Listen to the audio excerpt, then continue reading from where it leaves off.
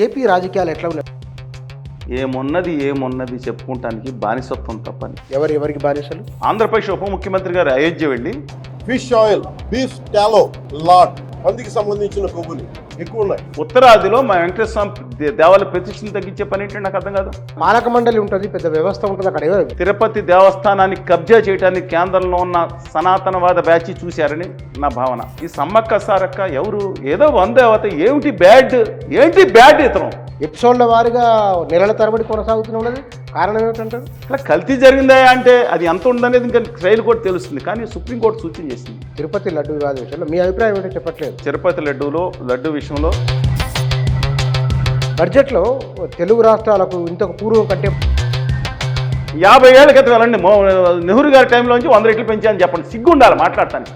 అంటే తెలంగాణ విషయంలో బీజేపీకి అంత ప్రేమ లేదని మీ ఉద్దేశమా? ఇప్పుడు బండి సంజయ్ గారు పవర్ఫుల్ లీడర్, మీకు బెచ్చం ఇచ్చావురా అని మాట్లాడుతూ ఉంటే తట్టుకోవాల్సిన పని లేదండి. నేను చెప్తాను, తెలంగాణకు బెచ్చం ఇవ్వట్లేదు. నమస్తే.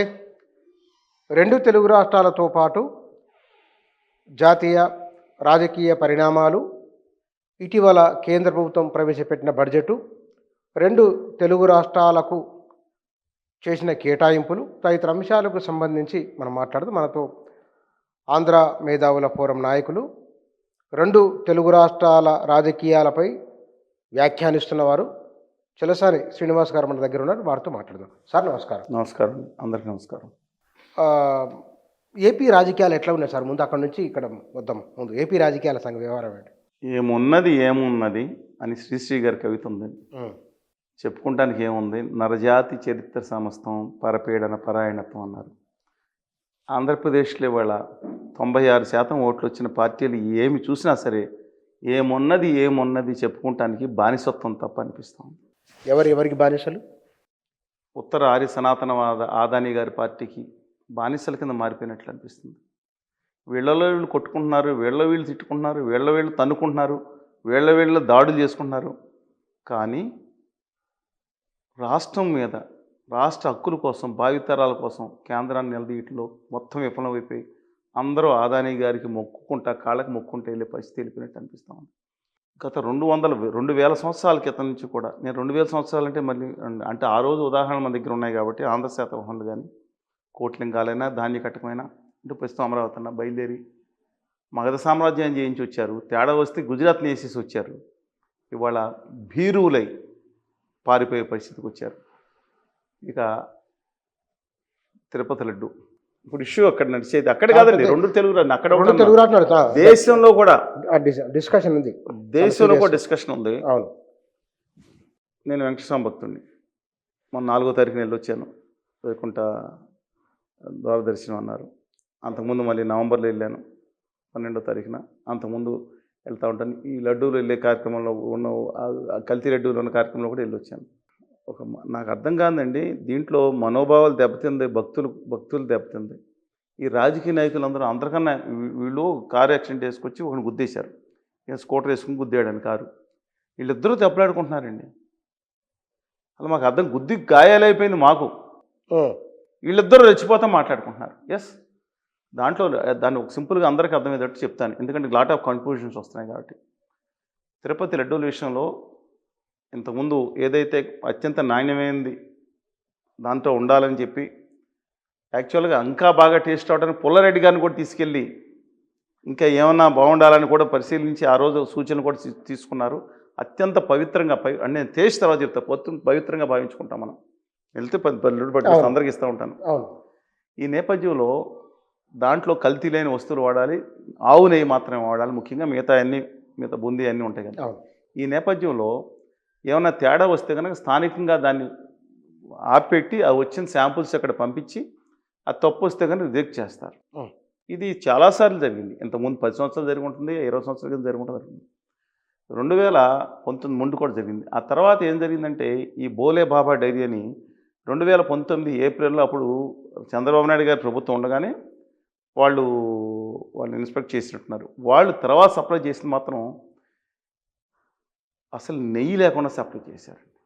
విచిత్రం ఏంటంటే దీని తర్వాత 2024 సెప్టెంబర్లో నేషనల్ డైరీ డెవలప్మెంట్ బోర్డు, అంటే ఆనంద్ గుజరాత్లో ఉందండి, వాళ్ళు జాతీయ సంస్థ, ఎన్ఏసీల అక్రిడిషన్ ఉన్న సంస్థ. వాళ్ళు రెండు సార్లు రిపోర్ట్లు చేసి ఇచ్చి దీంట్లో జంతు కొవ్వు అంటే బీఫ్ అని వాడారు. అంటే గొడ్డు మాంసం, గేదె, ఆవ, అంబోత ఏదన్నా కానీ దున్నపోత కానీ, దాంతోపాటు ఫిష్ ఆయిల్, దాంతోపాటు లాడ్ అంటే పంది కొవ్వు కూడా. అయ్యో, ఈ 3 ఉన్నాయి అని చెప్పి రిపోర్ట్ చేయగానే ముఖ్యమంత్రి, ఆంధ్రప్రదేశ్ ముఖ్యమంత్రి కడానా, ఆయన భక్తుడండి, చాలా గొప్ప. అది ఆయన పుట్టిన దగ్గరే ఉండేది. ఆయన ఊరు పుట్టింది కూడా తిరుపతి కింద చంద్రగిరి పక్కన. ఇలాగ కడానా దీనికి కూడా ఇలా కల్తీ చేసే పరిస్థితికి వెళ్ళిపోయారని చెప్పిన తర్వాత వెంటనే మన ఆర్య సనాతనవాది కళ్యాణ్ బాబు గారు మాట్లాడి ఒక అడుగు ముందుకు వేశారు. ఆయన వేసి ఇలాగ ఆయన మామూలుగా కడానా జంతువు అని సంబంధం అంటే పంది కొవ్వు చాలా స్పష్టంగా వివరించారు. అలాగే ఫిష్ ఆయిల్, గొడ్డు మాంసం, జంతు మాంసం కూడా కలిపేశారు అని చెప్పి మాట్లాడి అది దాటి అయోధ్యకి లక్షల ఇళ్ళు పంపించారు. ఇక్కడి నుంచి ఎంత అపవిత్రం జరిగిపోయింది. వెంకటేశ్వర స్వామి శ్రీరాముడిని 100 సంవత్సరాల నుంచి మనం ఫైట్ చేస్తుంటే ఆ టైంకి చేస్తారా అని చెప్పి అక్కడ ప్రధాన మహంతు ఆయన గొడవ చేశారు. దేశంలో కూడా గొడవ అయిపోయిందని ఈయన పెట్టారండి. భగవంతుని యొక్క ప్రతిష్ట పెంచుకోవాల్సిన వాళ్ళు ఒక పొరపాటు జరగలేదని నేను అన్నండి, జరగకుండా దాన్ని పొరుగు బరదాన్ని పని చేసుకుని వీళ్ళు పాడు చేసింది దేవుడి ప్రతిష్ఠ. అంటే చర్యలు తీసుకోవాలని చెప్తున్నా, అది వేరే సంగతి. 2 వేరు ఉన్నాయి. తర్వాత ఇక్కడ స్థానిక సీట్ మీద నమ్మకం లేక సుప్రీంకోర్టు సిబిఐని ఆదేశించింది. వివరంగా చెప్తాను. సిబిఐ డైరెక్టర్ ఒక ఆయన పెట్టుకుని కింద సిబిఐ వాళ్ళిద్దరూ, స్టేట్ పోలీసులు ఇద్దరు, FSI మన ఫుడ్ సేఫ్టీ వాళ్ళొకళ్ళు కలిసి కమిటీ వేస్తే ఈ విచారణ చేసి 15 నెలల పాటు వాళ్ళు వేరే ల్యాబ్కి పంపిస్తే దీంట్లో జంతు అవశేషాలు కనపడలేదు, కానీ విచారణ కొనసాగాలి, ట్రయల్ కోర్టు తెలుస్తుంది. కానీ దీంట్లో ఉన్నది ఏంటంటే అసలు నెయ్యే కనపడలేదు, నెయ్యే లేదు, ఒక్క డ్రాప్ కూడా దాంట్లో ఆవు పాలకు సంబంధించి నెయ్యే లేదు. ఇది ఎలాగంటే ఈ డైరీలకు పర్మిషన్ ఇచ్చారు కదా, తర్వాత సవరించి ఈ డైరీకి పాలు ఉండాల్సిన పని లేదు, పాలు డైరీలో ఉండాల్సిన పని లేదు, అది ఎక్కడి నుంచి కొట్టినా పర్వాలేదు, రూల్స్ సవరించారంట. సవరించి ఆ మొత్తం ఇవాళ అసలు నెయ్యిలో కల్తీ అంటారు, దాంట్లో నెయ్యే లేదు, ఇంకా కల్తీ ఏంటండి? మీరు పాలు సప్లై చేస్తే పాలే లేకుండా ఏదైనా ఆయిల్ సప్లై చేస్తే ఆయిల్ అంటాం, కానీ పాలు కల్తీ అంటామా? పాలల్లో చుక్క లేదు, నెయ్యి సంబంధించిన ఒక్క చుక్క కూడా లేకుండా మళ్ళీ మొత్తం అంతా దొంగ సరుకు సప్లై చేశారు. పామ్ ఆయిల్, పామ్ కెర్నల్, దాంతోపాటు ఇంపోర్టెడ్ కెమికల్స్, దాంట్లో దేని సంబంధం ఉందో తేల్చాలి. తర్వాత బీటెక్రిన్ ఆయిల్, ఇది రంగు రావడానికి లైట్గా కెమికల్స్ వాడి ఈ కెమికల్స్ చేసిన పదార్థాన్ని పంపించి నెయ్యి కింద భ్రమించి దాదాపు 4-5 సంవత్సరాలు. ఈవెన్ తర్వాత భారతీయ జనతా పార్టీ ప్రభుత్వ ఆయనలో జరిగింది 2019 నుంచి 2024 మధ్యన జరిగిందని చెప్తా ఉన్నారు. దాంట్లో ఈ చిత్రం ఏంటంటే 2024 ప్రభుత్వం వచ్చిన తర్వాత ఒక డైరీని, ఇందులో బోలే బాబా అండ్ డైరీ అండి, వీళ్ళందరూ ఉత్తరాది సనాతనవాదులు, ఎక్కడ హిమాచల్ ప్రదేశ్లో ఉంటారు. వాళ్ళ డైరీ రిజెక్ట్ అయితే వాళ్ళు వైష్ణవి డైరీ అని సప్లై చేసి అదే మెటీరియల్ సప్లై చేస్తూ వాడిచ్చారంట. దీనికోసం ఒక చైర్మన్ గారి మాజీ పిఏ, నేను పిఏ, పాలక మండలి ఉంటుంది, పెద్ద వ్యవస్థ ఉంటుంది అక్కడ. ఈ పాలక మండలిలో పర్చేజ్ కమిటీలో ఉన్నాళ్ళు ఇప్పుడు ఈ కూటమి ప్రభుత్వంలో ఎమ్మెల్యేలు కానీ ఇతరులుగా కూడా ఉన్నారు, అది పక్కన పెడదాం. పాలక మండలి మీద కంటారు, అధికారుల మీద 36 మంది మీద చర్య తీసుకోమంటున్నారు. పర్చేజ్ కమిటీలో ఎవరుంటారు? ఇంత విచిత్రంగా ఉందంటేనండి వాళ్ళకి కేంద్ర ప్రభుత్వం అండదండలంట. I don't know what is going on. ఇవాళ అత్యంత బాధాకరణ సంఘటన ఏంటంటే ఇద్దరు దెబ్బలాడేసుకుంటున్నారు. ఇక అంబటి రాంబాబు గారు ఇష్యూ ఎక్కడ వస్తాయి. దీంట్లో నేను అనుకునేదండి, ఆ శ్రీవారి యొక్క పవిత్రతను భంగకరంగా మాట్లాడుతున్నారు. గవర్నర్ కళ్యాణ్ బాబు గారు ఒక స్టేజ్కి వెళ్ళిపోయి వాళ్ళు ఏమైందంటే ఒక పెద్ద కుట్ర కనపడుతుంది. మన రాష్ట్రాల్లో ఉన్న మొత్తం దేవాలయాలన్నింటినీ ఉత్తరాది సనాతనవాదులు తీసుకునే కుట్ర కనపడుతుందేమో నాకు అనుమానంగా ఉంది. తిరుపతి దేవస్థానాన్ని కబ్జా చేయడానికి కేంద్రంలో ఉన్న సనాతనవాద బ్యాచ్ చూశారని నా భావన. ఎందుకంటే ఒకప్పుడు తిరుపతిలో మీ అందరికీ చెప్తున్నాండి, ఎలా ఉండేదో, తాడిత పీడిత వర్గాల వారిని అనుమతించేవారో లేదో దయచేసి రికార్డులు వెరిఫై చేసుకోండి. ఒకప్పుడు అనుమతించలేదట కదా, అనుమతించలేదనే ఉంది. ఇప్పుడు వీళ్ళు ఏదైనా మాట్లాడండి. ఇంకా ఏంటంటే దాంట్లో మిరాసీదారులనే దుర్మార్గమైన వ్యవస్థ ఉండి లడ్డూలు దాచేయటం, వాళ్ళు ఉండటం, ఒక్కొక్కళ్ళకి వాళ్ళ ఇంపాల కార్లేసి తిరగటం, వాళ్ళు అక్కడ రావటం, సామాన్యులకు ఇవ్వటం పోవటం, సామాన్యులకు అన్నం కూడా ఎన్టీ రామారావు వచ్చిన తర్వాత నిత్యాన్నదన్న పథకం పెట్టారండి. ఇవాళ వాళ్ళు మాట్లాడుతూ ఉన్నారు తిరుపతి దేవస్థానం గురించి అండి. ఎంత దుర్మార్గం అంటే, నేను ఢిల్లీ ఎప్పుడు వెళ్ళినప్పుడు నేను క్యాలెండర్ వేసి పట్టుకెళ్ళి ఢిల్లీకి వెళ్తే, కౌను మాకు సంబంధం లేదు, ఏంటంటే మా పురాణాల్లో లేడు దేవుడు, అంటే వాళ్ళ పురాణాల్లో ఉత్తర బత్తాయిల ఫ్యాక్టరీ తయారు చేసిన పురాణాల్లో దేవుళ్ళ, వాళ్ళ పురాణాల్లో వెంకటేశ్వర స్వామి లేడు, వారి పురాణంలో సైజీ సాయిబాబా లేడు, వారి పురాణంలో అయ్యప్ప స్వామి లేడు, వాళ్ళ పురాణంలో సమ్మక్క సారక్క లేదు, ఆ పురాణంలో ఎల్లమ్మ లేదు, మైసం లేదు, దేవదమ్మ లేదు, మావుళ్ళం లేదు. వీళ్ళందరూ దుర్మార్గంగా వీళ్ళకి అంటువ్యాధులు, కొన్ని అమ్మలకి మనం పూజించుకున్న అమ్మలకి అంటువ్యాధుల పేర్లు పెట్టి దుర్మార్గం చేసి, నేను మీకు హైదరాబాద్కి వెళ్ళండి, ఆరి మైసమ్మ ఉంటుంది, కట్ట మైసమ్మ ఉంటుంది. ఒకప్పుడు మైసమ్మతో మీకు మీడియేటర్లు ఎవరు లేరండి. ఉచ్చన్ గారు మీరు బాధ వస్తే ఆ మైసమ్మను కావలించుకుని ఒక బాధ అనుబంధం అనుకుంటాం. అలాంటిది ఈ మధ్య మీడియేటర్లు వచ్చారు, అర్థం కాని భాషతో వీళ్ళు చేస్తూ ఉంటారు, మనకెవరికి అర్థం కాదు. ఆయన అంటాడు, ఒక స్వామి అని అందరూ పూజిస్తారు, కొంతమంది ఇక్కడ కాళ్ళకు మొక్కుతారు, ముఖ్యమంత్రులు కూడా వెళ్ళి. ఆయన అంటాడు, ఈ సమ్మక్క సారక్క ఎవరు, ఏదో వందేవత, ఏంటి బ్యాడ్ ఇతను మాట్లాడు అంటాడు. ఇవాళ నేను చెప్తున్నానండి, ఎందుకు మాట్లాడుతాను, ఇతను అంటాడు, కోడి గుడ్డు తింటే పెంట మీద తిరిగి కోడి బుద్ధులు వస్తాయి. ఈయన ఉత్తర ఆర్య సనాతనవాది, ఏ కులం పని వాళ్ళు చేయాలని, వీళ్ళేమో పల్లకీలకి తిరగాల బోయిలు, లేదంటే స్కావెంజర్స్ పనిచేసేవాళ్ళు జీవితాంతం వాళ్ళ పిల్లలు అదే చేయాలా? ఇంకా సిగ్గులేని సమాజాన్ని నెగ్గదీసి మనం అడగాలండి, వీళ్ళని నెత్తి మీద పెట్టుకున్నామని. వీళ్ళు ఆర్య సనాతనలో మేము ఆ మైసమ్మ టెంపుల్ అని ఒకటి ఉంది, మీరు చేవెళ్ళ రోడ్డుకి వెళ్తూ ఉంటే అవతల అప్పా జంక్షన్ అవతల, నేను ఇంతకుముందు చూస్తేనండి అది మైసమ్మ కిందే ఉంటుంది. ఆ తర్వాత రూపం మారిపోయి, విగ్రహం చాలా చోట్ల మారిపోయి పక్కన ఆ ఆర్య పేరు తగిలిచ్చారు. ఇప్పుడు ఆర్యారంటే వేరే ప్రతిరూపం అంట. ఇది మనం బొడ్డురాయి కానీ ఊళ్ళలో చెప్పుకునే మన దేవతని కాదని, ఇది ఒకసారి కాదు, గత 40 సంవత్సరాల నుంచి జరుగుతుంది. అదో డిస్కషన్ ఇవాళ తిరుపతి లడ్డు గురించి వస్తేనండి, వాళ్ళు ఒక కుట్ర అనేది అనుమా. ఎందుకంటే ఆంధ్రప్రదేశ్ ఉప ముఖ్యమంత్రి గారు అయోధ్య వెళ్ళి అక్కడ ఏం మాట్లాడారంటే, from now till now will go to Tirupati Balaji, from here onwards will go back to Ayodhya అంట. తిరుపతి వెంకటేశ్వర స్వామి ప్రతిష్టను తగ్గించడానికి ఆయనకు అధికారం ఇచ్చారు. ఆయన బాప్టిజం చిన్నప్పుడే ఆయన ఫ్రెండ్స్ ఆయన క్రిస్టియన్ అయిపోయాను, బాప్టిజం తీసుకుని ఇచ్చిపించాడని చెప్పారు ఆయన. వాళ్ళ పిల్లలిద్దరిని ఆదురా క్రిస్టియన్గా పిలుచుకుంటున్నారని ఆయన ఇష్టం. మనమేం తప్పట, ఆయన దేవాలయం దేవుడిని పూజే ముందు బైబిల్ కూడా ఉంటుందన్నారు, ఆయన ఇష్టం పూజించుకునేవ్వండి. వాళ్ళ నాన్నగారు వాళ్ళ నాన్నమ్మ దాల్చిన దీపంలో నుంచి ఏమంటారు సిగరెట్ కాల్చుకుని దేవుడు లేడు లేని అనేవారు. ఆయన ఇష్టం, అభిప్రాయం. ఆయన మళ్ళీ ఉత్తరారి సనాతనంగా మారిపోవచ్చు.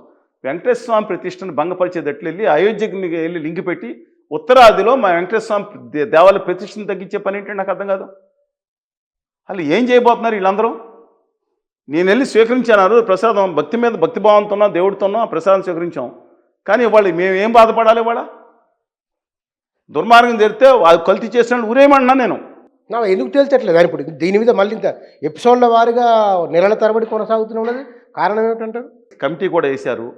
ఇవాళ వాళ్ళు అంటున్నారు జంతుకో అని చెప్పారు, క్షమాపణ చెప్పాలి చంద్రబాబు, కళ్యాణ్ బాబు గారు అంటున్నారు.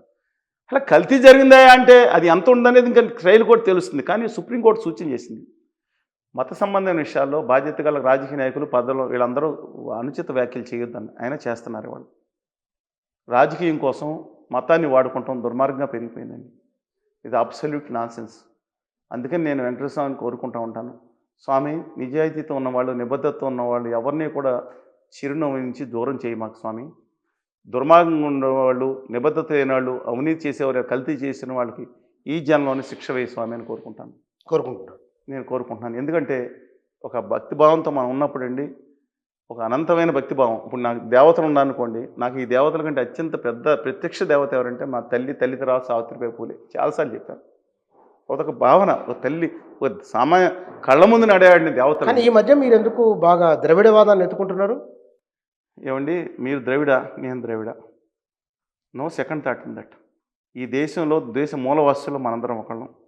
నేను ఎత్తుకుంటాం కాదు, వాళ్ళు ఉత్తరాది సనాతనవాద బ్యాచ్ అని బయలు. సనాతనవాదం ఏంటి తెలియదు, ప్రతి ఒక్కళ్ళు మాట్లాడుతున్నారు. మనువాదాన్ని ముసుగుతో వీళ్ళు కూర్చుని తల నుంచి ఒకటి పుట్టాడు, కాళ్ళ నుంచి నేను దాని నుంచి వస్తున్నా. తల నుంచి ఎవడు పుట్టాడు వీళ్ళు అయ్యే చెప్పాడా? కాళ్ళ నుంచి ఒకటి పుట్టాడు. దళిత నిలవాళ్ళు ఎక్కడి నుంచి పుట్టారో కూడా తెలియదు అనుకుంటా. దాన్ని నమ్మి మనం ఆర్య సనాతన మనువాదాన్ని ఎత్తి మీద పెట్టుకోవాలన్నా? ఒక హైదరాబాద్ నడిబొడ్డున భారతదేశం మొదటి రాజ్యాంగం మనువాదాన్ని పుస్తకావిష్కరణ తెగబడ్డారంటే వీళ్ళు ఏ స్టేజ్కి వెళ్ళిపోయారు? తెలుగు రాష్ట్రాల్లో అభ్యుదయవాదం ఈ 2025-26 సంవత్సరాల్లో చాలా తక్కువ స్థాయికి వచ్చేసి ఉత్తరాది సనాతనవాదం పెరుగుతుంది.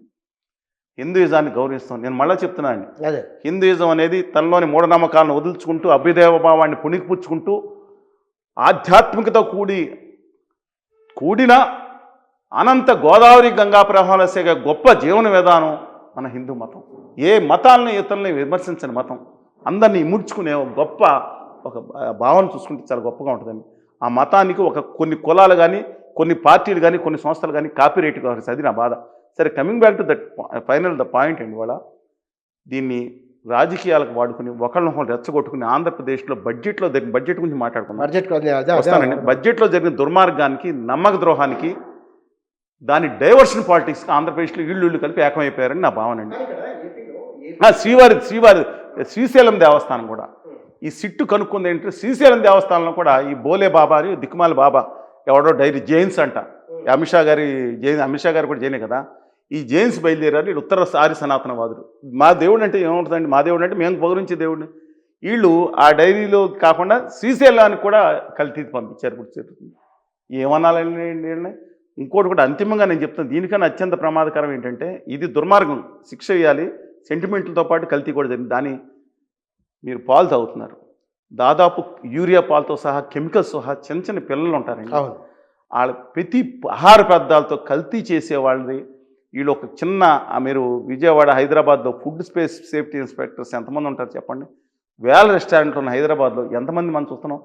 దుర్మార్గమైన మెటీరియల్స్ తీసి క్యాన్సర్, మళ్ళీ చెప్తున్నానండి, వచ్చే తరం నేను ఇవాళ మాట్లాడే మనం ఎంతకాలం బతుకాలని తెలియదు, కానీ నేను చెప్తున్నాను, మా తరం వెళ్ళిపోయిన నాటికి వందల రకాల క్యాన్సర్లో దారుణంగా ఈ దేశం మీద, ఈ ప్రజల మీద రాబోతున్నాయి. తట్టుకోలేని పరిస్థితులు వస్తున్నాయి. నేను చెప్తున్నా, మనం జాగ్రత్త పడిపోతే ఇప్పటికే అయిపోయింది. కల్తీ, కాలుష్యం, వాయు కాలుష్యం, తినే దాంట్లో కాలుష్యం చేసే వాళ్ళకి అత్యంత కఠిన శిక్ష చేసి, ఉరి శిక్ష కన్నా మీకు నిజంగా ఇందాక దేవుని ప్రార్థించండి, సలసలా కాగే నూరులో వేయించి నరకంలో శిక్ష. నేను అంటున్నాను, మీకు ఒక మర్డర్ చేస్తే కూడా ఒక కత్తిపోటుతో పోతుంది. చిన్నపిల్లల దగ్గర నుంచి ఇంత కల్తీలు కాలం చేసేవాళ్ళని, దుర్మార్గుల్ని, నీచుల్ని, నికృష్టుల్ని ఎంత శిక్ష ఇస్తే మానవాళ్ళు అంత శిక్ష చేయాలి. ఫస్ట్ వాళ్ళు ద్రోహులు. అది ఇక్కడ కొంచెం ఏమంటే, ఈ తిరుపతి లడ్డు వివాద విషయంలో మీ అభిప్రాయం ఏంటో చెప్పట్లేదు. నా అభిప్రాయం చెప్తాను. తిరుపతి లడ్డు విషయంలో అక్కడ అసలు నెయ్యే కానీ దిక్కుమాలిన పదార్థాన్ని పంపించారు, మోసం జరిగింది. వాళ్ళ మీద కఠిన శిక్షలు తీసుకోవాలి. దాన్ని అడ్డం పెట్టుకుని అంబటి రాంబాబు ఇష్యూ జరిగింది. అంబటి రాంబాబు గారి ఇష్యూ. విచిత్రం ఏంటంటే, ఆంధ్రప్రదేశ్, తెలంగాణలో ఈ బడ్జెట్లో జరిగిన మోసం నుంచి డైవర్షన్ చేయడానికి అక్కడ అంబటి గారి చుట్టూ మొత్తం తిరుగుతుంది. తెలంగాణలో తెలంగాణ బాపు ఎవరో, ఫోన్ రింగ్ ఎవరో, దీని మీద జరుగుతుంది డైవర్షన్ పాలిటిక్స్ జరుగుతుంది. నా అభిప్రాయం, దయచేసి ఇంకెప్పుడు కూడా తిరుపతిలో దుర్మార్గమైన, అపవిత్రమైన పదార్థాలు కలపకూడదు. కల్తీ అయిన పదార్థాలు దాని మీద కఠినమైన శిక్షణ వేయాలి. అక్కడే సొంత ల్యాబొరేటరీ ఒకటి, ఖర్చు అయితే ఖర్చు అవుతుంది, ఇంత ఖర్చు అవుతుంది, సొంత ల్యాబొరేటరీ ఒకటి పెట్టుకుని మళ్ళీ దాన్ని మేనేజ్ చేసుకుంటాను. ఆ ల్యాబొరేటరీని అంతర్జాతీయ, జాతీయ టెక్నాలజీతో అనుసంధానం చేసిన విధంగా దాన్ని నిలబెట్టుకుని పవిత్రతను కాపాడాలని చెప్తున్నాను. వెళ్ళి వాళ్ళందరూ భక్తిభావంతో దాన్ని పరిశీలించాలని కోరుతున్నాను. బడ్జెట్లో తెలుగు రాష్ట్రాలకు ఇంతకు పూర్వం కంటే బాగానే ఇచ్చినవాడు number 1. Number 2, public sector units. గత ప్రభుత్వాల కంటే ఈసారి స్టాక్ మార్కెట్లోకి వెళ్ళిన కారణంగా లక్షల కోట్ల రూపాయల మూలధనాన్ని సంపాదించుకునేది ఒకటి. మనం కొన్ని విషయాల్లో బడ్జెట్లో పాజిటివ్గా తీసుకోవాలి, నెగిటివ్ తీసుకోవాలి. బడ్జెట్ లోటు ఏదైతే ఉందో తగ్గించుకుంటూ వస్తానికి ఒక ప్రయత్నం చేస్తూ ఉన్నారు. అలాగే ఎంఎస్ఎంఈలకి వాటికి కొంచెం ఇతోధికమైన, అది ఎవరికి వెళ్ళిపోతుంది, గుమ్మా వ్యాపారికి వెళ్ళిపోతుంది, లేదా తర్వాత చూసుకున్నాం. కానీ ఒక పాజిటివ్ ఆస్పెక్ట్ నడుస్తుంది. టెక్నికల్ స్కిల్ ఇవాళ దేశంలో కావాల్సిందండి స్కిల్ డెవలప్మెంట్. ఇవాళ ఇంజనీర్లు, లక్షలాది మంది ఇంజనీర్లు తయారవుతుంటే కొంత సర్వేలో 70% బేసిక్ నాలెడ్జ్ ఉండట్లేదని తెలిసింది. ఇది ప్రమాదకరమైంది. అందరూ చదువుతున్నారు. ఇవాళ 10వ క్లాస్ చదివే విద్యార్థులకి ఒక తెలుగు భాషలో రాయమని, ఇంగ్లీష్ భాషలో స్పష్టంగా మాట్లాడమని పరిస్థితులు వచ్చి 10వ క్లాస్ పాస్ అయిన విద్యార్థికి అసలు దేశం అంటే ఏంటి, తమ పరిస్థితులు అంటే ఏంటి కూడా తెలియకుండా వాళ్ళ ఇప్పుడు తెలంగాణ ఉంటే, తెలంగాణ సమాజం ఉంటే, పక్కన మంజీరా ఏముంది, ఇదేముంది, తుంగభద్ర ఏముంది, కృష్ణ ఏముంది, లేదా మున్నేరు ఏముంది, పెదవాగు ఏముంది, గోదావరి ఏముంది, కడెం డ్యామ్ ఏముంది, ఇవన్నీ స్థానిక పరిస్థితులు తెలుసుకోకుండా, లేదా ఆంధ్రప్రదేశ్లో ఉన్న మిగతా పరిస్థితులు కానీ సిబిఎస్ఈ అని కొత్త తీసుకొచ్చి ఉత్తర ఆర్య సనాతనవాదం చెప్తుందండి. చాలా దుర్మార్గం జరుగుతుందండి. అది సరే, అది కమింగ్ బ్యాక్ టు పాయింట్. ఇవాళ మిగతా దీంట్లోకి వస్తే ఇవాళ బడ్జెట్ విషయంలో ఎంత డైవర్షన్ జరిగిందంటే, ఇవాళ ఆంధ్రప్రదేశ్కి, తెలంగాణకి ఇంకా ఎంత అన్యాయం జరిగింది చెప్తాను. ఆంధ్రప్రదేశ్కి వాళ్ళు 12వ సంవత్సరం నమ్మక ద్రోహం చేశారు. విభజన హామీలు ఇన్సెంటివ్స్ ఇస్తే వాళ్ళు బాగుపడాల్సింది కాకుండా గుజరాతీ గెద్దలు తన్నుకుపోయారు. 2027 మార్చి వరకు కూడా ఈశాన్య రాష్ట్రాల్లో ఆంధ్రప్రదేశ్కి ఇవ్వాల్సిన ప్రత్యేక హోదా వ్యవస్థని ఇన్సెంటివ్స్ ఇస్తున్నారు. అది కనపడకుండా ఈ రెచ్చగొట్టుడు మతాన్ని కులాన్ని రెచ్చగొట్టి రాజకీయ నాయకులు ఇక్కడ వీళ్ళందరూ వాళ్ళ చేతులు పోలేదు, తోలుబొమ్మలాట. ఈయన తిడతాడు, ఆయన తిడతాడు, వీళ్ళ ఫ్యాన్స్ వాళ్ళ ఫ్యాన్స్, మొత్తం 90% అదేనండి. కానీ తెలంగాణలో ఇంకా ప్రశ్నించే సమాజం ఉందనే భావించాను మొన్నటి వరకు, అండర్లైన్ మొన్నటి వరకు.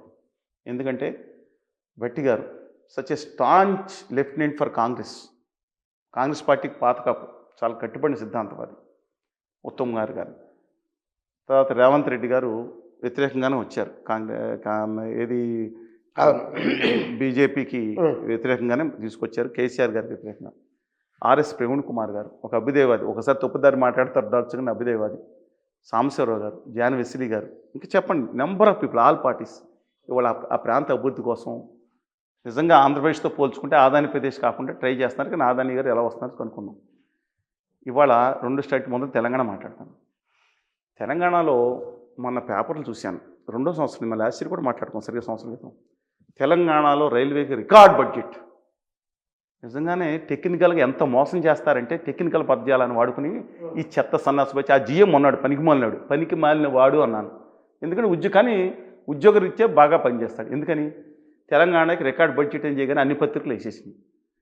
10 ఏళ్ల క్రితం 20 ఏళ్ల క్రితం బడ్జెట్ ఏంటండి అనే ఎంప్లాయీయా లేకపోతే బీజేపీ లేకపోతే ఆదాని గారి బెంచ్ క్లర్క్ అయినా 10 ఏళ్ళకి 20 ఏళ్ల క్రితం బడ్జెట్ కంటే ఇంత పెంచాం. 50 ఏళ్ల క్రితం వెళ్ళండి, నెహ్రూ గారి టైంలోంచి 100 రెట్లు పెంచామని చెప్పండి, సిగ్గు ఉండాలి మాట్లాడటానికి. మిగతా కంపేర్ నేను మాట్లాడతాను, ఆయన చెప్పిందంతా పెంచిందంతా ముందు అది చెప్తే నేను మళ్ళీ చెప్తాను. 2024లో తెలంగాణ బడ్జెట్ 5,336 కోట్ల రూపాయలు రైల్వే కేటాయింపులు 24-25లో. 25-26లో రికార్డ్ బడ్జెట్ ₹1 కోటి పెంచారు, 5,337. మునుపటికి ₹1 కోటి పెంచారు. కోటికే రికార్డ్ బడ్జెట్ వేశారని పత్రికలు వెనక వెరిఫై చేసుకోరా వీళ్ళు. ఏమైపోయారు ముఖ్యమంత్రులు, ప్రతిపక్ష నాయకులు? కేటీఆర్ గారు ఏమైపోయారు, హరీష్ రావు గారు ఏమైపోయారు, ప్రవీణ్ కుమార్ గారు ఏమైపోయారు, ఇటేమో సాంబశివరావు గారు ఏమైపోయారు, వెస్లీ గారు ఏమైపోయారు, అప్పుడేమో వీరభద్రం గారు ఉన్నట్టున్నారు, మరి ఏమో రేవంత్ రెడ్డి గారు ఏమైపోయారు. అయిపోయింది. ఈ సంవత్సరం చూసుకున్నారు వాళ్ళు, ఈ తెలంగాణ వాళ్ళు వీళ్ళు కొట్టుకున్నారు, బాపు అంటున్నారు, ఇది అంటున్నారు, ఇలా వేసేద్దాం దెబ్బని. ఈ సంవత్సరం రికార్డ్ బడ్జెట్ లక్షల కోట్ల రూపాయలు తెలంగాణకి ఇచ్చిన వాళ్ళు చెప్తారు. అదే 5,000 నేను చెప్పింది అఫీషియల్ అయితే గూగుల్ పేపర్ చూడండి. 5,000 మళ్ళీ చెప్తున్నా, రిపీటింగ్ అగైన్ అండి, 5,454 కోట్ల రూపాయలు కేటాయించారంట. లాస్ట్ ఇయర్ మీద 117 కోట్లు ఎంతో పెంచినట్టు అదనంగా తెలంగాణకి. ఇక పెంచారు కదా, ఎంతో కొంత సావండ్ర సన్నాసిల్లారని వాళ్ళు అనుకుండొచ్చు. గుజరాతీ పాటలు పాడుకుంటారు ఇక్కడికి వచ్చి తెలంగాణ హక్కుల కోసం, నా తెలుగు జాతి కోసం. నేను మళ్ళీ చెప్తున్నాను, మీరు గురించే నేను ఫిగర్స్ ఇస్తున్నాను. గుజరాత్కి అంతకుముందు 8,300 కోట్లు పెంచితే లాస్ట్ ఇయర్ 17,300 కోట్లు అంత ఇచ్చారు. ఈ సంవత్సరం 17,700 కోట్లు ఇచ్చారు. అంటే ఈ 2 సంవత్సరాలు ఇచ్చింది 35,000 కోట్ల రూపాయలు గుజరాత్కి ఇచ్చారు. మహారాష్ట్రకి అంటే గుజరాత్కి 8,400 కోట్లు 8,400 కోట్లు పెంచారు. రిపీటింగ్ అగైన్ అండి, ₹1 కోటి తెలంగాణకి పెంచితే వీళ్ళు మాట్లాడేది 7 ఏళ్ళు కొట్టుకుంటారు అనుకుని 8,400 రెట్లు పెంచారు గుజరాత్కి. నోరు మూసుకుని కూర్చుంది ఇక్కడ సమాజం. అయిపోయింది. మహారాష్ట్రకి 7,000 కోట్లు పెంచారు అంతకుముందు కంటే, తెలంగాణకు ₹1 కోటి పెంచారు. నమ్మలేదండి, నమ్మకపోయినా నెట్లో కొడితే వస్తుంది కదా సత్యం. అంటే క్రితం 2 సంవత్సరాల్లో తెలంగాణకి దాదాపు 10,700 కోట్లు ఎంత పెంచి వాళ్ళ ముద్దుల రాష్ట్రానికైనా గుజరాత్కి ఆ పక్కన మహారాష్ట్రకి కలిపి మీరు అదొక 35,000 కోట్లు, ఇదొక 47,000 కోట్లు. అంటే దాదాపు 55, 60, 70, 83,000 కోట్లు. ఇది కాకుండా మోడీ గారి ముద్దుల రైల్వే ప్రాజెక్టు, మీరు నమ్మలేని నిజం చెప్తున్నానండి. వాళ్ళు ఎలా మాయ చేశారో, హైదరాబాద్ హబ్ అని చెప్పి వాళ్ళ బడ్జెట్ ప్రకటనగానే పాపం వాళ్ళు వామపక్షాలు అందరూ పెట్టుకున్నారు. ఎంత దుర్మార్గం జరిగిందంటే, మళ్ళీ చెప్తాను చూడండి, వాళ్ళ బడ్జెట్ కింద సంవత్సరం 19,000 కోట్ల రూపాయలు మోడీ గారు ముద్దుల రైల్వేకి కేటాయించుకున్నారు. మనం రూపాయి పెట్టాల్సిన పని లేదు, 4,000 కోట్లు మొత్తం జపాన్ లోన్ ఇస్తున్నారు కదా.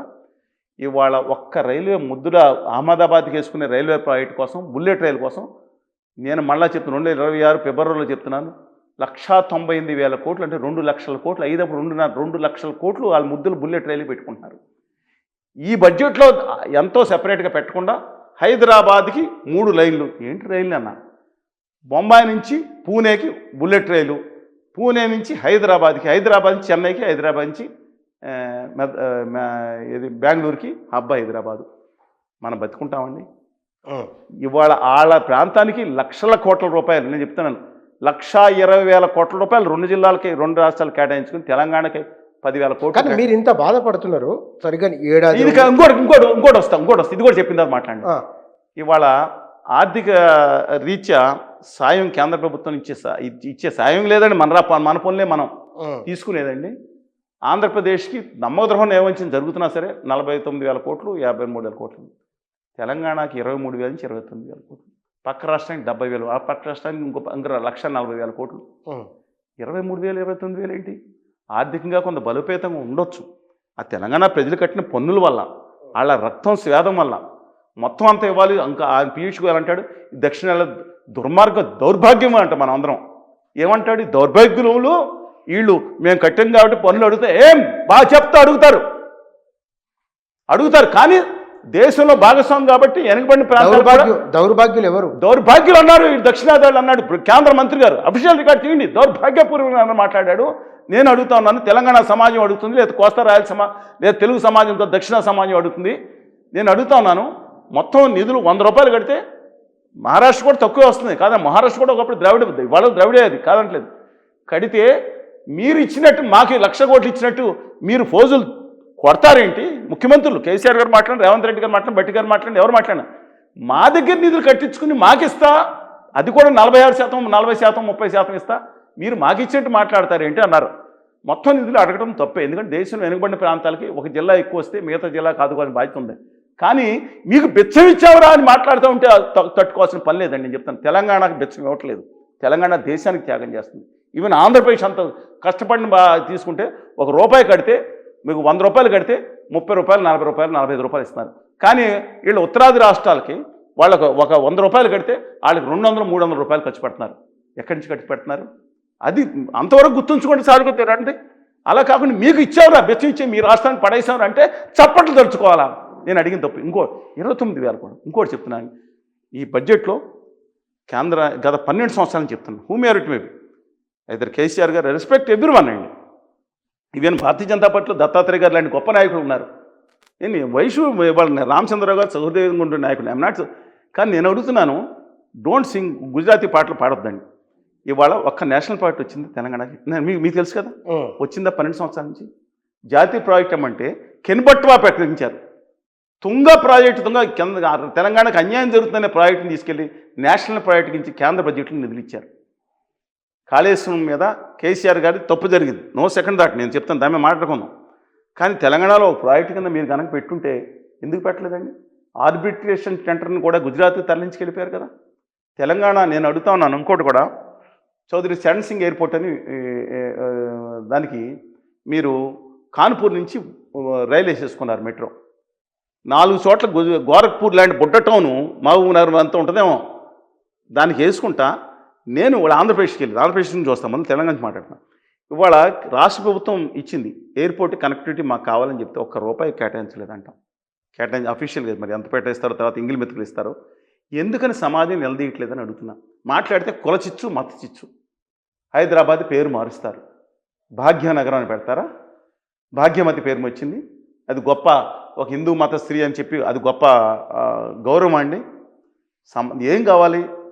ఓకే, అది ఇప్పుడు విషయం ఏంటంటే మీరు డైవర్ట్ చేస్తున్నారు, నేను చేయట్లేదు. వాళ్ళు బడ్జెట్ తీసుకొచ్చిన తర్వాత నిన్న ఆనందోత్సవాలతో మొత్తం పుల్లారెడ్డి స్వీట్లని పెట్టుకున్నారంట, శివకాశి నుంచి క్రాకర్స్ కాల్చుకున్నారంట. ఏం చేశారు? హైదరాబాద్ గుర్తుంచుకోండి, హైదరాబాద్ సెంటర్గా ఉంది, దక్కన్ పీఠభూమిలో, ఇండియాలో దక్షిణ మెయిన్ భాగంలో గుండెకాయ. హైదరాబాద్ చూడండి ఎలా, హైదరాబాద్ కాదు తెలంగాణ ఒక గుండెకాయలా ఉంటుంది. మీరు ఢిల్లీ నుంచి దక్షిణాదికి వెళ్ళాలన్నా, బొంబాయి నుంచి తూర్పుకి వెళ్ళాలన్నా మధ్యలో ఉండే భూభాగం మీరు తప్పి దాని మీద రోడ్లు వేస్తారు. రోడ్ల కోసం మేము విధించామని చెప్తారా? అదేమైనా ఉచితంగా వేస్తున్నారా? వేరే రాష్ట్రంలో గారు తోలు తీస్తున్నారు, తోలు తీసే రోడ్లు, దానికి VGF ఇస్తారు, వైబిలిటీకి 1,00,000 కోట్లు మీరు ఇస్తున్నారా? కాంట్రాక్ట్ చెప్పి లోన్లు ఇప్పించి VGF అని మాట్లాడతాను. తెలంగాణకి దానమా? ఏంటంటే తెలంగాణ దానం? తెలంగాణ సమాజం అడిగేది విభజన హామీ. కానీ ఒక మాట అంటే తెలంగాణ విషయంలో బీజేపీకి అంత ప్రేమ లేదని మీ ఉద్దేశమా, లేదా ఇక్కడ నాయకులకు పట్టింపు లేదని మీ భావన? రెండు ఉన్నాయి. మీరు 2 సత్యాలు చెప్పారు. గుజరాతీ మీద ఉన్న ప్రేమ మీరు 2 నిజాలు చెప్పారు. ప్రశ్నలు ఏంటి? నిజాలు నిర్భయంగా కొండ బద్దలు కొట్టేసి మీరు నన్ను అడుగుతారు. కొండ ఖచ్చితంగా ఇంకోసారి బద్దలు కొట్టండి, మీరు చెప్పిన సత్యమే. అందులో ఒకళ్ళిద్దరు ప్రేమ ఉండి ఉంటుంది. కానీ ఇప్పుడు బండి సంజయ్ గారు పవర్ఫుల్ లీడరు, ఆ పార్టీని డెఫినెట్ సరే ఏదన్నా కానీ ఒక మాటలా. కానీ నేను అడుగుతా ఉన్నాను, ఆయన అమిత్ షా గారు ఇప్పుడు అంజయ్ గారి గొడవ జరిగినప్పుడే మనకు ఆత్మగౌరవం వచ్చింది. తెలుగువాడు ఎవడన్నా కానండి మొత్తం అంతా. ఇవాళ అమిత్ షా గారు చెప్పులు మోసారంటే ఒక రాష్ట్ర అధ్యక్షుడి కింద, ఒక ఎంపీ కింద ఆయన ఇంట్లో మోసుకోమనండి, ఏమైనా చేసుకోమనండి. బయట చాలా గౌరవంగా ఉండాలి. తండ్రి లాంటి వాడైతే మరి తెలంగాణకు ఎందుకు ద్రోహం చేశారు? తెలంగాణకి గత 12 సంవత్సరాల బడ్జెట్ వెనకమాల బడ్జెట్ దగా నిరంతర దగా అని చెప్తున్నాను. ఇవాళ ఏం చేశారు వీళ్ళు? అతి తెలివిగా ఏం చేశారో తెలుసా? ఆంధ్రప్రదేశ్ తెలంగాణ మీద చిచ్చు పెట్టారు. ఇది వీళ్ళు చేసింది. ఆంధ్రప్రదేశ్ పోలీసులు తెలంగాణ పోలీసులు కనుక నాగాన్ సాగర్ దగ్గర కొట్టుకునే పరిస్థితి తీసుకొచ్చి వీళ్ళు కొట్టుకుని ఈ తెలుగు జాతి గుజరాతీ పాదుషాల దగ్గర బానిసగా ఉండాలని చెప్పండి. గుజరాతీ అంటే అందరూ గుజరాత్ గొప్పవాళ్ళు ఉన్నారు.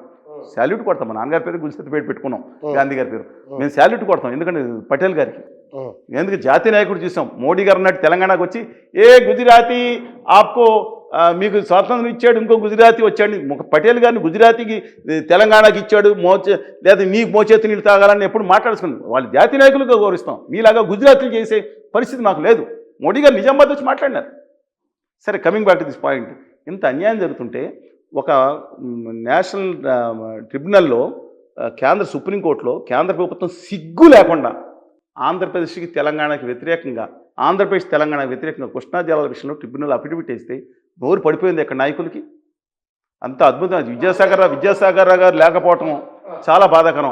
మీరు కూడా ఆ రోజుకి వెళ్ళాం, మనం చనిపోయినప్పుడు అక్కడ ఉన్నాం కదా. అలాంటి వాళ్ళు ఉన్నారండి, కొంతమంది ఉన్నారు. బొమ్మాయి గారు అందరూ ఎన్నిసార్లు డిస్కషన్ కూర్చున్నాను. ఇవాళ మొత్తం డైవర్షన్ ఆ పార్టీ ఈ పార్టీ కాదు. నేను తెలుగు జాతికి అన్యాయం జరుగుతున్నా. మోడీ గారు జీవో ఇచ్చి ఇద్దరు కొట్టుకోమని చెప్పి మీ ఇద్దరే కొట్టుకు సావండి చెప్పి జీవో ఇచ్చారు. బడ్జెట్ పైన మనం ఇంతకు ముందు బడ్జెట్లో వచ్చినప్పుడు ఒక రకమైన డిస్కషన్ ఉండేది. ఈసారి కానీ విశ్లేషణ ఏం పెద్దగా తెలంగాణ బాబు ఉండవచ్చు. బయటి సమాజం మీలాంటి వాళ్ళు కూడా చాలా మంది వివిధ రకాల ఆర్టికల్స్ వచ్చి ఉండేవి, చర్చ జరిగేది. ఇప్పుడు అసలు అది కనబడట్లేదు. ఎందుకు? ఏమైనా కారణం ఏంటంటారు? తెలుగు సమాజం అభ్యుదయ సమాజం ప్రశ్నించేది. ఇతర దేశం మీద దాడి చేసినా సరే, ఒక దేశం మీద ఇక్కడ ఉస్మానియా యూనివర్సిటీలో, ఆంధ్ర యూనివర్సిటీలో, లేదంటే అక్కడ లెనిన్ సెంటర్లో ఒక చైతన్యం ఉండేది. విదేశాల గురించి మాట్లాడుతున్నాం. దేశంలో కూడా ఏ ఇబ్బంది అయినా ఒక ప్రతిస్పందన ఉండేది. అభ్యుదయవాదం పీక్స్లో ఉండేది. ఇవాళ ఉత్తర ఆర్య సనాతనవాదం పేరు మీద తీసుకొచ్చి కంప్లీట్గా మనుషుల్ని ఒక మతం చిచ్చులో పెట్టి ఒకళ్ళ మీద ఒకళ్ళు, ఒక హిందూ మతస్థుడిగా నేను నా అభ్యుదయాన్ని, మా మతం గొప్పగా ఉండాలని కోరుకుంటాను. ఇతర మతాలను గౌరవిద్దాం. నాకు బాగుండాలి, ఖచ్చితంగా నాకు ప్రథమ ప్రాధాన్యత హిందూ మతం. కానీ వాళ్ళ విద్వేషం, ఒకళ్ళ మీద అభిమానం ఉండటం తప్పులేదండి, ఇంకొకళ్ళ మీద దురభిమానం ఉండడం తప్పు. ద్వేష స్థితికి వెళ్ళిపోయారు వాళ్ళు. నా దేశానికి ఒక సిక్కు ప్రధానమంత్రిగా ఉండగా, మా దేశానికి ఒక ముస్లిం దేశ అధ్యక్షుడు ఉండగా అబ్దుల్ కలాం గారు ఉండగా, ఒక క్రిస్టియన్ రాజ్యసభ డిప్యూటీ చైర్మన్ ఉండగా, హిందువులు ఖతరే మే నహీ హై. ఇప్పుడు ఆదానీ గారు commander in chief of India political, ఆయన ఆధ్వర్యంలో అందరూ గట్టి హిందువులు అందరూ ఉండగా ఇవాళ ప్రమాదం వచ్చిందంటున్నారు. సమాజాన్ని ఎందుకు దాని వైపు తీసుకెళ్ళిపోతున్నారు అనేది బాధాకరం. నేను ఇంకోటి నితిన్ గడ్కరీ గారితో మాట్లాడాను మొన్న, అగూరా 19 వచ్చి మాట్లాడాను. మత కన్వర్షన్స్ అయిపోతున్నాయండి అని చెప్పి ఇంకొక పెద్దలు కూడా, ఆర్ఎస్ఎస్కి సంబంధించిన వాళ్ళు కూడా బాధపడుతున్నారు. దాని మీద కాన్సన్ట్రేట్ ఓన్లీ ఆదానీ గారి ఇష్యూ నడుస్తుంది. దేశ ప్రతిష్ట గురించి మనం మాట్లాడుకున్నాం మనం మిగతా విషయాలు, కానీ అంతర్జాతీయ విషయాలు. ఈ జాతీయ విషయంలో ఆంధ్రప్రదేశ్కి ఇలా జరిగింది, తెలంగాణకి ఇలా జరుగుతుంటే కాదండి. బడ్జెట్లో కూడా ఎందుకన్నా 12 సంవత్సరాల నుంచి బడ్జెట్ మీద బడ్జెట్ జరుగుతుంటే, ఇంత అన్యాయం జరుగుతుంటే, ఇవ్వాల్సిన నిధులు తగ్గిపోతుంటే ఎందుకు ప్రశ్నించట్లేదు సమాజం? అయిపోయింది. రెండో విషయం, ఆంధ్రప్రదేశ్ కూడా మాట్లాడతాను. ఆంధ్రప్రదేశ్ విషయంలో జరిగిన బడ్జెట్కి వాళ్ళ ద్రోహం అండి ఒక గొప్పగా భావిస్తున్నారు. బిఫోర్ లాస్ట్ ఇయర్ ఆంధ్రప్రదేశ్కి ప్రతి సంవత్సరం 15,000 కోట్లు అమరావతికి అనౌన్స్ చేయగానే ముఖ్యమంత్రి రేవంత్ రెడ్డి గారు వాళ్ళు పెట్టుకున్నారు. మిగతా అందరూ మాట్లాడేశారు. అయ్యా, నేను చెప్పాను, నమ్మకండి. నయవంచన, నమ్మక ద్రోహం, కాపీరైట్ ఆంధ్రప్రదేశ్కి చేసినంత దుర్మార్గం ఈ ప్రపంచంలో ఎవరూ చేయలేదు ఆదాని గారి ప్రభుత్వం చెప్పాను, నమ్మలేదు. ఇవాళ రెండో సంవత్సరం వచ్చింది, 30,000 కోట్లు రావాలి. ఎంగిలి మెతులు దాంట్లో వడ్డీ 1128 కోట్లు, అది కూడా వేరే ప్రకృతి వ్యవసాయం కూడా పెట్టారు అమరావతికి ఇచ్చే దాంట్లో. తిరిగి రైట్ ట్రాక్లో అక్కడ చంద్రబాబు నాయుడు గారు పెడతానని చూస్తున్నారు. సరే, ఏదైనా కానీ, లేదా ఆ రోజు ఉత్తర భారతీయ జనతా పార్టీ కూటమిలో అది భాగస్వామ్యంగా ఉన్నారు. ఎంగిలికి మెతుకులు ఇస్తే మాట్లాడే నాయకుడు, ముఖ్య నాయకుడు ఉన్నాడా? మాలాంటి అంటే ఆంధ్రప్రదేశ్లో ఆదాని గారి భజన. అమెరికా నుంచి ఇక్కడి వరకు భజన. ఆంధ్రప్రదేశ్లో తెలంగాణలో మీరు తిరిగిన ప్రాంతాల్లో మధ్య మధ్య మధ్యతరగతిలో నరేంద్ర మోదీ పరిపాలన పట్ల ప్రజల భావన ఏమిటి? ఈ ఎందుకంటే మీరు మొత్తం ప్రశ్నలే ఉన్నాయి కదా. నేను 2 అడిగారు మీరు లాస్ట్ టైం ఎన్నికల్లో ఎవరు నెగ్గబోతున్నారు ఇక్కడ కానీ అక్కడ కానీ డూబ్లీస్ మనం చాలాసార్లు మాట్లాడుతున్నాం. ఇప్పుడు మోడీ గారు అదానీ గారి ప్రభుత్వం నెగ్గకూడదని నాకు ఉన్నా సరే వాస్తవం ఏదో మీకు చెప్పాలి, గ్రౌండ్ రియాలిటీ. అందువల్ల ఇవాళ ఏంటంటే ఆయన హిందూ మతానికి కాపీరైట్గా, ఆయన లేకపోతే హిందూ మతం ఖతర్లో పడిపోతుంది అనే విధంగా అద్భుతమైన భావన ఆయన విషయంలో. ఎంత ఇది 5 లక్షల మంది బత్తాయిల ఫ్యాక్టరీ, బత్తాయిలు అంటే తప్పుగా అనుకోవద్దండి, మధ్య ఏషియా నుంచి ఆర్యులు వచ్చారు కదా, బత్తాయిలు కూడా బత్తాయిలు మన ఇండియా కాదు, బత్తాయిలు యాక్చువల్గా ఆర్యులు తీసుకొచ్చారు, మధ్య ఏషియాలు ఉంటాయి, నారెంజ్ కాయలేమో ఇక్కడ నుంచి చెన్నై వచ్చింది, అందుకని బత్తాయి అనమాట. 5 లక్షల మంది వాట్సాప్ ఆర్మీ ఏమైతుందో ఎంత పెట్టిందో ఈ మాయలో పడిపోయారు జనం అందరూ. మాట్లాడితే అరే మేము కూటికి తక్కువైనా కులానికి తక్కువ కదని భావన మనువాదం ఎలా పెట్టారో అది తీసుకొచ్చారు సనాతనవాదం. నేను ఒకటే చెప్తున్నానండి, మీరు చూసుకోండి, ఏదో రోజున 70లో 80లో ఎంత అభ్యుదయం ఉండేదండి, ఓ పోరాటతత్వం ఉండేది కదా. వాళ్ళు మీరు అన్నారు చాలా సునిశ్చితంగా వేశారు. ఎందుకు సమాజం గట్టిగా ఇలాంటి భావితరాల మీద భవిష్యత్తు మీద స్పందించట్లేదని? బికాస్ వాళ్ళు మీరు చెప్పినట్టు మోడీ గారిని ఇవాళ డిజాస్టర్ అయిపోయినా సరే వాళ్ళ పఠాన్కోట్లో ఆ నీచ నికృష్ట పాకిస్తాన్ వాళ్ళు వచ్చి మన ఆర్మీ జవాన్లని బలి తీసుకుంటే, మన క్యాంపులో వెళ్ళి దాడి తీస్తే అప్పుడు మోడీ గారు జిమ్ కార్బెట్లో షూటింగ్ చేసే ఏది ఫోటోలు అని అన్నీ ఉన్నాయి, డేట్లు అన్నీ చూసుకోండి ఉన్నాయి. నేను బయలుదేరి వచ్చేసాను, తర్వాత వివరణ ఇచ్చాను అనుకోండి, తర్వాత ఇప్పుడు 2 రోజుల తర్వాత పహల్గాం దీనికి కూడా ఆయన పాజిటివ్గా తీసుకుంటున్నారు. పహల్గాం అనే దాంట్లో వేలాది మంది టూరిస్టులు కాశ్మీర్లో వెళ్తూ ఉంటారు. అందులో లక్షల మంది ఇండియన్ ఆర్మీ ఉంది, ప్రాణాలు పరం పెట్టే శాల్యూట్ చేయాల్సిన వీర జవాన్లు ఉన్నారు. 1,00,000 మంది పైగా భద్రతా దళాలు పోలీసులు ఉన్నారు అక్కడ. అలాంటి పహల్గాంలో 10 మంది పోలీసు కానిస్టేబుల్ పెట్టిన ఇవాళ వాళ్ళు వ్యాహేళ్ళకి వచ్చారు, నీచి నికృష్టులు వచ్చి పేర్లు అడుగుతా మతం అడుగుతా కాల్చి చంపుతుంటే కుండ రగులుపోతే వాళ్ళ అది కూడా గొప్పతనంగా భావిస్తున్నారు. వాళ్ళు ఆ చనిపోతే అక్కడ వాళ్ళ పేర్ల మీద వీడియో వేయండి, ఏ ఉస్కా షహీద్ హోగయా అమర్ అయ్యారు వాళ్ళ పేరు మీద ఓట్లు వేయమని అడిగే ప్రధానమంత్రి ప్రపంచ చరిత్రలో ఎవరు ఉంటారండి? అయినా సరే గొప్పగా భావించారు. ఇవాళ పెట్రోల్ విషయంలో, ఎందుకంటే ఇదంతా నెగిటివ్ అండి. పెట్రోల్ విషయంలో ఒకటి చెప్తున్నాను, ఆ వీళ్ళు మాట్లాడే దిక్కుమాలిన మన్మోహన్ సింగ్ ప్రభుత్వం ఉండగా $120 ఉంటే పెట్రోల్ డీజిల్ 59 రూపాయలు 60 రూపాయలు పెంచుతారని, అక్కడేమో స్మృతి ఇరానీ గారి గొడవ, ఏ గవర్నమెంట్ చేయలేజానా అని. మన ఆంధ్రప్రదేశ్ తెలంగాణలో కూడా ఇదే గొడవ, ఏది ఇలా జరిగిందని. విచిత్రం ఏంటంటే వాళ్ళు $70 పడిపోయింది. డీజిల్ ఎంత రావాలని లెక్క ప్రకారం మన ముందు వితౌట్ బాటర్ సిస్టమ్ ఏం చేయాలని కొనుక్కుంటే 30 రూపాయలకి ఇవ్వాలి. ఎంత ఉందో డీజిల్ మీరు ప్రశ్నించుకోండి. దానికి ఆయన గొప్పతనం ఏంటి? దీనికి ఒక స్టోరీ వెళ్ళారు. మోడీ గారు తన బుర్రనంతా ఉపయోగించి ఇరాన్కి కట్టాల్సిన డబ్బులన్నీ కట్టేశారు, 10 లక్షల కోట్లు. అంతా చూస్తే బోగస్ కాదు, పాత బాండ్లన్నీ ఇచ్చేశారు. ఏ సంవత్సరానికి బాండ్లు అయ్యే ఇస్తున్నారు, ఇవ్వలేదు. కానీ ఈ ప్రచారం వెళ్ళిపోయింది 90%. నిజం వెళ్ళే లోపల అబద్ధం తిరిగి వచ్చేసింది. ఈ బత్తాయిల ఫ్యాక్టరీ వల్ల ఇవాళ ఇది ఆర్ఎస్ఎస్ కూడా ప్రమాదకరం. ఆర్ఎస్ఎస్ అనే సంస్థని కొన్ని విధానాలను పక్కన పెట్టి మిగతా నేను గౌరవిస్తాను. ఈ దేశ భక్తి ఎవరైతే ఈవెన్ నక్సలైట్లు కూడా తప్పుదారి పెట్టినా వాళ్ళు దాన్ని ఏమంటారు, ఈ శాంతి భద్రతలు విఘాతం కలిసేటట్టు భౌతిక హింసకు పాడిపోయేదాన్ని నిర్బంధంగా వ్యతిరేకిస్తాం. మార్చుకోవాలి. వాళ్ళు ఆ చేసే విధానం దుర్మార్గమైంది. కానీ వాళ్ళ దేశభక్తిని మనం కొలుస్తామండి. అలాగా ఆర్ఎస్ఎస్ కూడా బిక్కుమని అదానీ గారితో భయపడాల్సిన పరిస్థితి వచ్చింది. వాళ్ళని చూశాను. ఆర్ఎస్ఎస్ కూడా భయపడుతుందా? మోహన్ భగవత్ గారిని బూతులు తిడుతున్నారు. హైదరాబాద్లో ఉన్న వెబ్సైట్స్ కూడా చూపిస్తాను మీకు.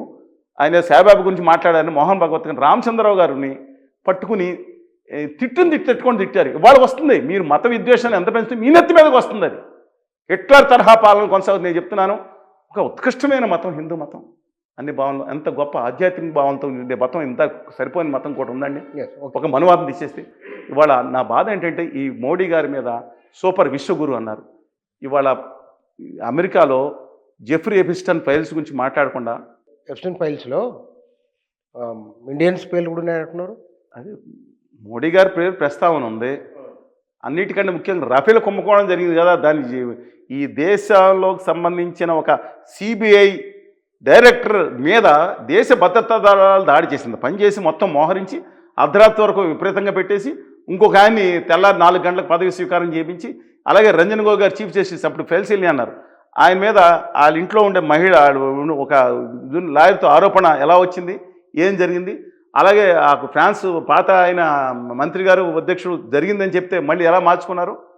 రఫేల్ కుంభకోణం అంటే కనీసం కాగితం విమానం అన్న మీకు నాకు వచ్చి చిన్నప్పుడు చేసి ఉంటాం. అంబానీ గారికి అది తెలిసి ఉండదు. ఆయన ఎంట పెట్టుకెళ్ళారు. ఆ పేర్లు అంటే నేను డైరెక్ట్గా క్రిమినల్ దాంట్లో ఇంటిమిడేషన్ చేయకపోయినా సరే ఆయన పేర్లు ప్రస్తావన ఉంది. కానీ మోడీ గారి విషయంలో ప్రస్తావన ఉంది ఏంటంటే జెఫ్రీ ఎపిస్టన్ దరిద్రం నీచమైన చెప్తే వాడిని ఒక పవర్ బ్రోకరు. ఉందేంటంటే ఇజ్రాయెల్కి వెళ్ళి మన మన మన ప్రధానమంత్రి ఎవరిని ఇంతవరకు ఇజ్రాయెల్ వెళ్ళారా? వాళ్ళ గత కాలంలో మొట్టమొదటిసారి వెళ్ళటానికి మోడీ ఈయన డ్యాన్స్ వల్ల అదే ట్రంప్ గారి గురించి ప్రసక్తి ఉంది. బట్ డజంట్ మీన్ మోడీ గారు అలాంటి వాళ్ళకి 80% బిలో ద బెల్ట్ నేను చేయనండి. మోడీ గారు ఆ ఎపిస్టన్ వచ్చిన దిక్కుమాలిన దాంట్లో 80%. ఎందుకంటే మోడీ గారి వ్యక్తిత్వం వేరు. మనం అదానీ గారికి ఏదన్నా దేశం అదానీ గారికి అప్పచెప్పనుండి కానీ వ్యక్తిగతమైన విలువలు పాటించే వ్యక్తి అయినా దాంట్లో మనం తప్పట్టకూడదు, దాంట్లో తీసుకురాకూడదు. కానీ అసలు విదేశాంగ విధానంలో మనం డిప్లొమాట్స్ ద్వారా వెళ్ళాలి కానీ మీడియేటర్ల ద్వారా వెళ్ళారని ఆరోపణ రావడం తప్పు కదా. ఇవాళ పార్లమెంట్లో మాట వస్తే నిజమా ఇంత మన మోడీ గారిని మన దేశంలో మనం విమర్శించవచ్చు. విదేశంలో నా ప్రధానమంత్రి మనకు గర్వకారణం. ఒక చిన్న తప్పు జరిగినా సరే మనం we should is the pride of our nation.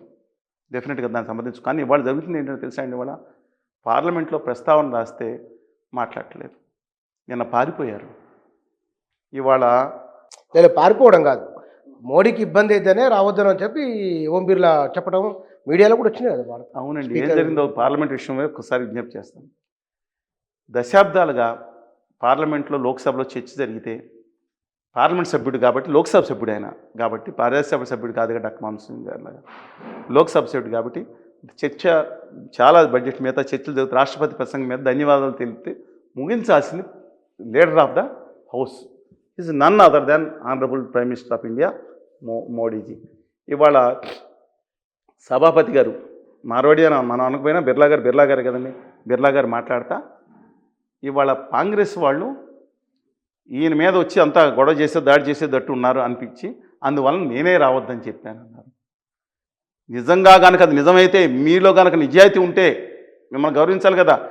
ఆ కాంగ్రెస్ వాడు ఎవడో ఉంటే వాడిని అరెస్ట్గా మీరు అరెస్ట్ చేయించండి. నిజంగా కనుక మీరు ఉత్తరాది సనాతనవాది కాబట్టి మీరు అది మనువాదాన్ని నమ్ముతారు కాబట్టి పైన ఆయన సూదులతో పొడిపించి ఏదో కార్యక్రమం ఉంటుంది కదా, పోయిన ఆ దేవుడి మరణించుకోండి. ఎందుకని నిన్న ఎందుకు పారిపోయారో ప్రజలందరికీ అర్థమైపోయింది. మీరు ఆపరేషన్ సింధూర్ ఒక్క విషయం ప్రస్తావిస్తాను. ఆపరేషన్ సింధూర్ విషయం, సింధూర్లో ఆ నీచ నికృష్ట రోగ్ నేషన్ పాకిస్తాన్కు చెందిన ప్రోత్సహించిన నీచ నికృష్టమైన తీవ్రవాదులు వాళ్ళు చేసిన దుర్మార్గం మీకు తెలుసు కదా. ఆ దుర్మార్గం మీద మనం దాడి మొదలు పెట్టాం కదా. ఇనీషియల్గా మన ఫ్లైట్స్ పడిపోయినాయి, ఏదో ఇష్యూ జరిగిన పాపం చీఫ్ ఆఫ్ డిఫెన్స్ స్టాఫే చెప్పారు కదా.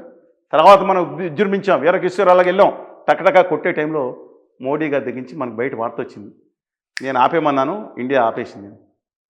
2 దేశాలు అదేంటి మనం నమ్మలేదు. ఆడేవాడో చెప్పడానికి అని ఇందిరాగాంధీ ఎప్పుడో చెప్పింది యుఎస్ కామన్ సభలో, నా దేశం చుట్టుపక్కల నేను చూసుకుంటా, నేను డిక్లేర్ చేస్తున్నాను దమ్ము గట్టిగా చెప్పిన ఇందిరాగాంధీ కానీ మనం వాడు మాట్లాడకుండా. అలాంటిది అసలు దాంట్లో 100 ఉంటుంది, 54 ఇంచులు కదా అనుకుంటే తర్వాత స్టేట్మెంట్ వచ్చింది ఇండియా ఆపేసినట్టు.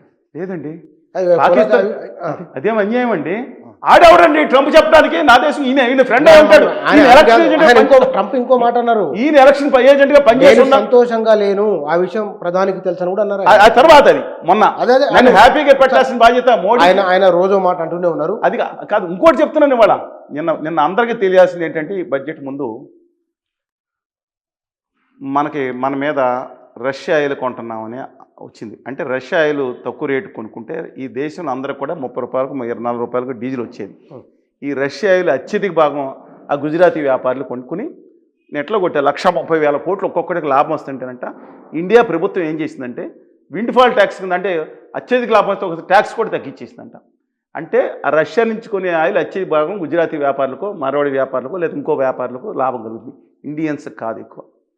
వీళ్ళు విదేశాలకు అమ్ముకుంటున్నారు, ఆయిల్ దిగుమతి చేసుకుని వీళ్ళు ఎక్స్పోర్ట్ చేస్తున్నారు యూరోపియన్ యూనియన్కి, రష్యా డైరెక్ట్ కాకుండా అంక్షలని. దాని గురించి ట్రంప్ అంటాడు మీరు బంద్ చేయండి అన్నాడు. ఇవాళ సరే ఏదో జరుగుతూ ఉంది. ఈ నేపథ్యంలో నిన్న ఒక ట్విట్ వచ్చింది మొన్న అర్ధరాత్రికి ముందు. ఏమని? ట్రంప్ గారి గురించి నేను ఇండియాతో 25% నుంచి 18% తగ్గించాను, దాంతో ఇండియాకి వెళ్ళే గూడ్స్ అన్నీ కూడా 0% వాళ్ళు చేస్తున్నారు, ఆ రష్యా నుంచి ఆయిల్ తగ్గించేస్తున్నారు. ఇంత దుర్మార్గంగా ఎవరు దేశం ద్రోహులు అనేవారు కాదు. ఇంత దుర్మార్గంగా ఎవరు ఒప్పుకుంటారు? అంత బోగస్గాడాడు ఈ ట్రంప్. కాదండి, ఇంత దుర్మార్గం ఉందండి అసలు.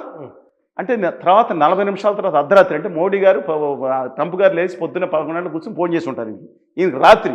మరి స్పందించాలి కదా. రాహుల్ గాంధీ గారు ఎప్పుడూ చెప్పాడు, ఏ ఒప్పందం జరుగుద్ది ట్రంప్ ఏం చెప్తే అది చేస్తాడు, ఆయన ఒకటని చెప్పారు.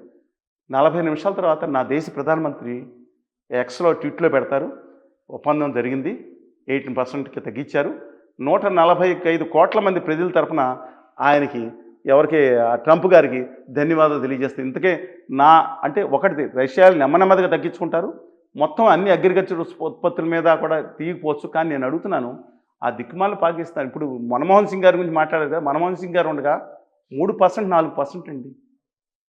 మోస్ట్ ఫేవరెట్ నేషన్ ఉండేదండి ఇండియా అమెరికా నుంచి. భవిష్యత్తు చూద్దాం కాదు ఇంపార్టెంట్.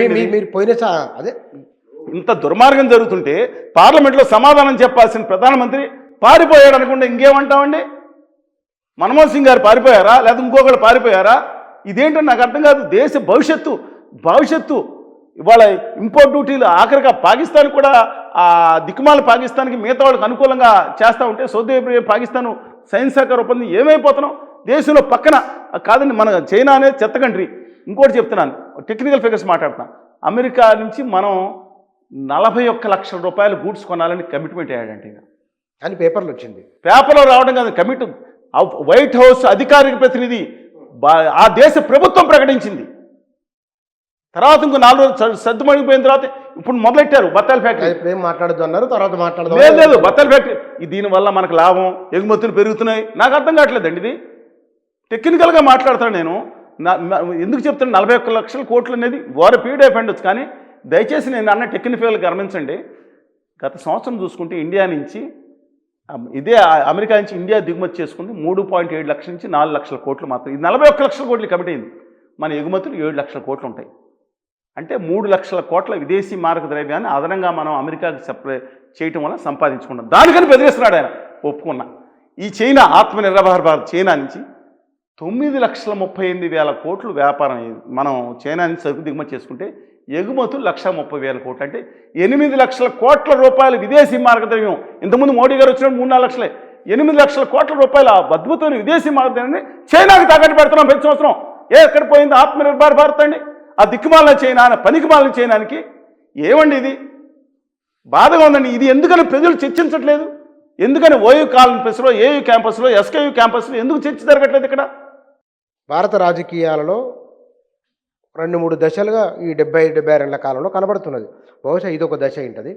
ఇప్పుడు మున్సిపల్ ఎన్నికలు తెలంగాణలో జరుగుతున్నాయి కదా, బహుశా ఏ పార్టీకి ఎక్కువ సీట్లు రావచ్చానని మీరు అనుకుంటున్నారు? ఎందుకంటే ఇంతకుముందు ఎన్నికల గురించి మీరు చెప్పారు కదా. 5 సార్లు చెప్పాను మీకు. టంగుటూరు రామకృష్ణ రెడ్డి గారి పేరున్నారు, టంగుటూరు అంజయ్ గారు అసలు పేరు ఆయన రామకృష్ణ రెడ్డి గారు.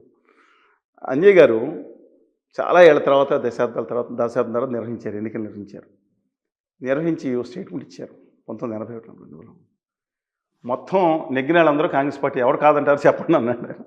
80% మంది మేమే అన్నారు. మొన్న జరిగిన పంచాయతీ ఎన్నికల్లో కూడా కాంగ్రెస్ పార్టీ నెగ్గిందనేది మీ అభిప్రాయం ఉండొచ్చు. 51% వచ్చింది. యాక్చువల్గా ఎక్కువ అధికారం సంతోషం, కానీ అయిపోయింది అనుకున్న బీఆర్ఎస్ చాలా చోట్ల నిలబడింది, బీజేపీ కొన్ని చోట్ల నిలబడింది. ఇవాళ గ్రామీణ ప్రాంతాల్లో రాష్ట్ర ప్రభుత్వం పట్ల ఇవాళ సర్వేది వచ్చింది డిఫరెంట్గా, ఒక వ్యతిరేక అభిప్రాయం ఎక్కువ వస్తూ ఉందండి. అయినా అక్కడే ఇవాళ కాంగ్రెస్ పార్టీకి అనుకూల పథకాలు. అధికారం ఎవరున్నారు? ఇంకా 3 ఏళ్ళ పాటు ఉంటుంది. ఈ 3 ఏళ్ల పాటు ఉన్నప్పుడు జనరల్గా స్థానిక సంస్థల నిధులు ఇవ్వాల్సింది రాష్ట్ర ప్రభుత్వం. మేము నెగ్గితే నిధులు ఇస్తామని ప్రకటించింది. ఇంతకుముందు బీఆర్ఎస్ ప్రకటించి అందరు నాయకులు అలాగే మాట్లాడుతున్నారు. ప్రజలు ఇప్పుడు తెలివిగా ఆలోచించి 3 ఏళ్ల తర్వాత కదా ఎన్నికలు, అధికార పక్షానికి అనుకూలంగా ఉంటే మనకేమైంది, కొంచెం ఇంతే లాభం, అన్లెస్ అక్కడ ఎమోషన్స్ ఉంటే తప్ప. అక్కడ భావోద్వేగం కనుక టేక్ ఓవర్ చేసి, భావోద్వేగం అంటే ఆ లోకల్ నాయకుడు ఈటల రాజేందర్ గారు ఉన్నారు. మీకు అక్కడ ఏం జరిగిందో తెలుసు మీకు. భావోద్వేగం పనిచేయాలి. ఒకటి భావోద్వేగాలు పనిచేయకుండా డబ్బు అంటే అవతరాలు ఇంకెక్కువ ఖర్చు పెడితే, భావోద్వేగం అంటే ఒక మతతత్వం కూడా, కులతత్వం కూడా భావోద్వేగమే కదండి. హేతుబద్ధత ఆలోచించే వాళ్ళు ఎవరు ఆ విద్వేషానికి వెళ్తారు. తప్పకుండా అది కనుక పనిచేయకుండా ఉంటే ఇవాళ వాళ్ళు ఆలోచిస్తున్నారు కాబట్టి కాంగ్రెస్ పార్టీ ఖచ్చితంగా ఎక్సెప్ట్ 3-4 ముఖ్యమైన తప్ప మిగతా కాంగ్రెస్ పార్టీ నెగ్గే అవకాశం కనపడుతుంది. చూడండి. Right sir, thank you. ధన్యవాదాలు. సమకాలీన రాజకీయ అంశాలపైన వారి విశ్లేషణ ఇది. Thank you.